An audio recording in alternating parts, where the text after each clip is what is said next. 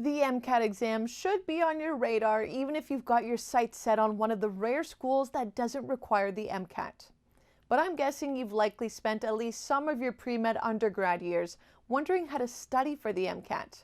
And I can tell you that scheduling is vital, but so is making sure that the structure and content of each study session is as efficient and productive as possible.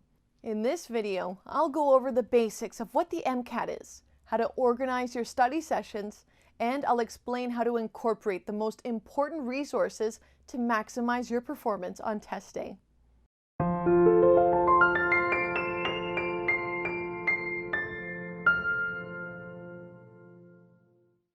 Hi, I'm Natalie Stoverman and I'm an admissions associate here at BMO.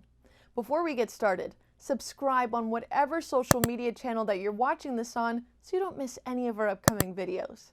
And if you'd like us to help you ace your MCAT, visit bmomcat.com to schedule your free initial consultation.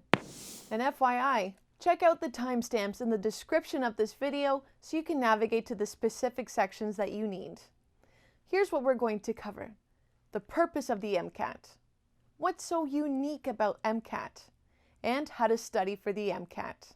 And by the way, we're giving away $50 Amazon gift cards every week to the best comments and questions, so comment below for your chance to win. And we have the best MCAT exam prep strategy that will help you ace the big exam. I'll explain more on that closer to the end of the video, so keep watching to find out. So let's get started. The purpose of the MCAT. The MCAT, known as the Medical College Admission Test, is the central standardized exam used by medical schools to assess the knowledge and abilities of applicants. It tests basic knowledge in medically relevant sciences, as well as reasoning and the humanities. The MCAT is a crucial part of your medical school application, along with your GPA. They're typically considered the make or break components in your application, and they will significantly affect your likelihood of a medical school acceptance. Even the easiest medical schools to get into have certain GPA and MCAT thresholds that must be met. So before they even look at your AMCAS work and activities section or medical school personal statement, the admission committee members will evaluate you based on your GPA and MCAT score. Some medical schools won't even continue the review of your application if you don't meet their MCAT expectations, like Queen's University Medical School, for example. Just to compare, the ACT and SAT are far more general exams, and other exams like the GRE, USMLE, and COMLEX are taken by students headed towards specialized graduate study. While medical schools are technically graduate study programs, they are in many senses the primary medical training ground for future physicians. And so the MCAT is in many ways a kind of middle ground exam. It's more challenging and specific than initial entrance exams, but more generalized than the specialized licensing and certification exams associated with residency. What's so unique about the MCAT? Each MCAT section has 53 to 59 questions. The average value of each question is around 2 points, and most questions on the MCAT are passage-based, while some are discrete questions. Passage-based questions follow a passage describing a scientific situation, while discrete questions don't relate to a passage and they directly test your scientific knowledge. Sections with both types of questions will have clusters of 2 or 3 passages with corresponding passage-based questions, followed by 3 to 4 discrete questions. There is a lot of mystery surrounding the MCAT, so you might be wondering, what is the best way to get a feel for each MCAT section and the types of content that's covered? The best way to do this is to take a full-length MCAT diagnostic test before diving into your MCAT preparations.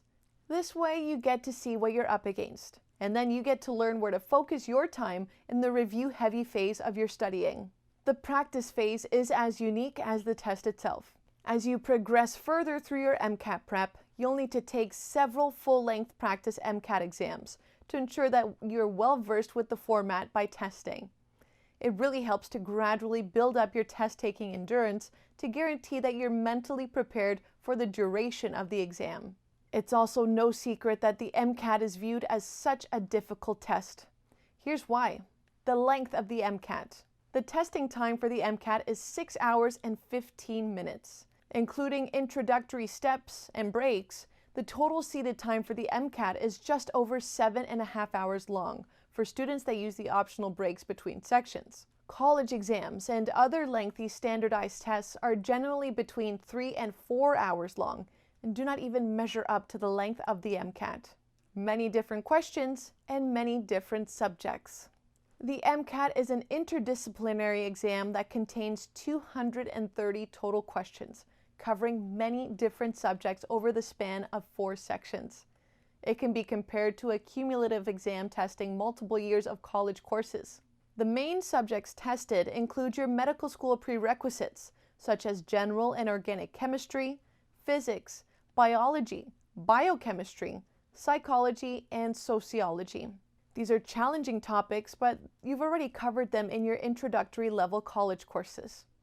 In addition, you will be tested on your critical analysis and reasoning skills in the CARS section of the MCAT.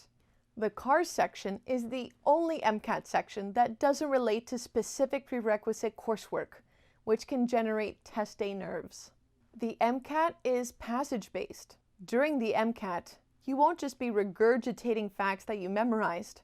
The MCAT is passage-based, so you'll first read a 6 to 7 paragraph passage, then you'll be asked about questions of that passage that requires you to apply your knowledge of specific topics, such as biology or sociology.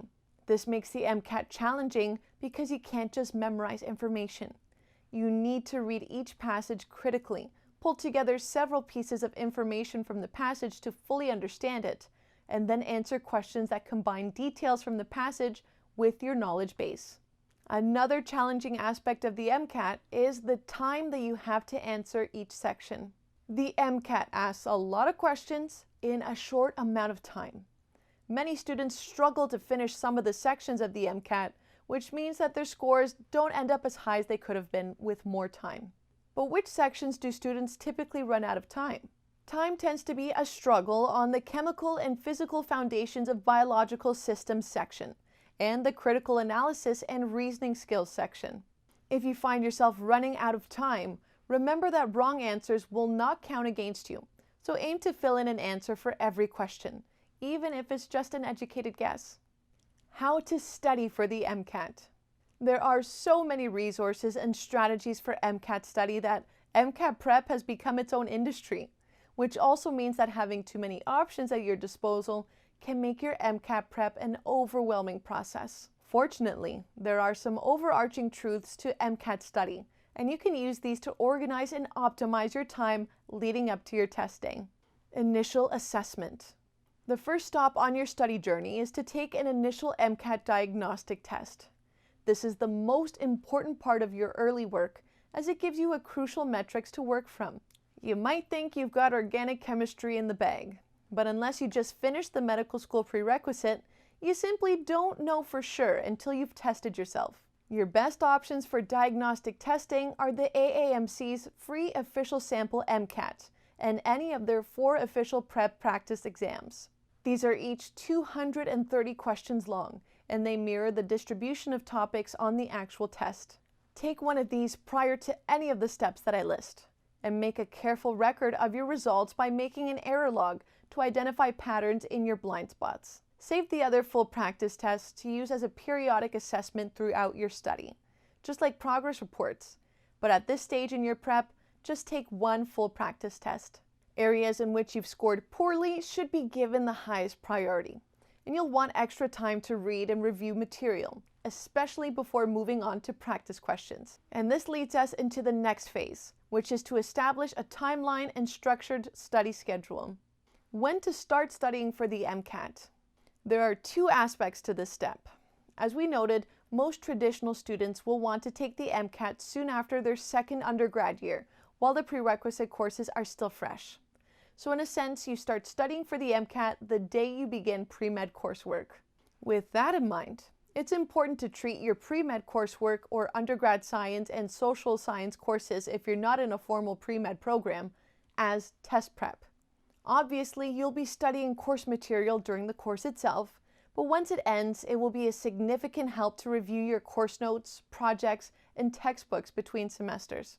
This doesn't have to be substantial all-nighter stuff.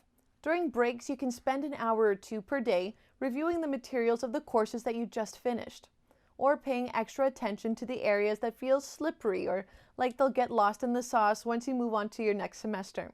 A good overall amount of time to dedicate to MCAT study is 200 to 300 hours. So if you can budget even an extra 7 to 10 hours per week during winter and spring break, you'll get to that threshold a lot faster once your MCAT date is in sight.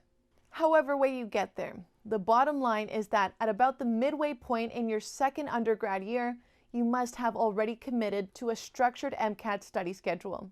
Where should you even start to create your study plan? Well, start by reflecting on your commitments outside of MCAT prep. Recall all your academic, professional, extracurricular, and personal responsibilities. In your schedule, write down how many hours each activity requires per week. Then write how many hours that you can dedicate to MCAT prep that same day. Once you get to the first phase of your MCAT prep, you should be focused on content review. Your schedule must include the disciplines and concepts that you want to study and practice with. To keep in line with MCAT's format and sections, you can use their content outline as a reference when you fill in this section of your schedule. The resources and study strategies that you use are the most important tools of your schedule. They outline what sources that you'll be using to fill in the gaps of knowledge and how you'll retain this information. Make sure to record your specific sources for studying, like chapters, textbooks, and notes, so you can always refer back to them easily. And most importantly, write out which active study strategies that you used so you can grasp these concepts. Passive learning won't get you very far. To truly absorb this information, you'll need to use active study strategies like creating charts and graphs that explain relationships between concepts, taking short quizzes, or explaining concepts to others. Those are the steps to maximize your MCAT study prep. Check out our blog to read more about how to study for the MCAT.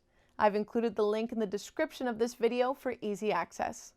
And if you'd like us to help you get into medical school, visit bmomcat.com to schedule your free initial consultation.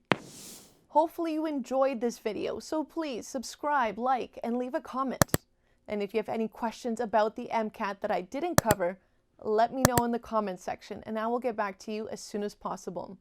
Don't forget that we're giving away $50 Amazon gift cards every week to the best comments and questions, so make sure you comment below for a chance to win. Thanks for watching and see you next time.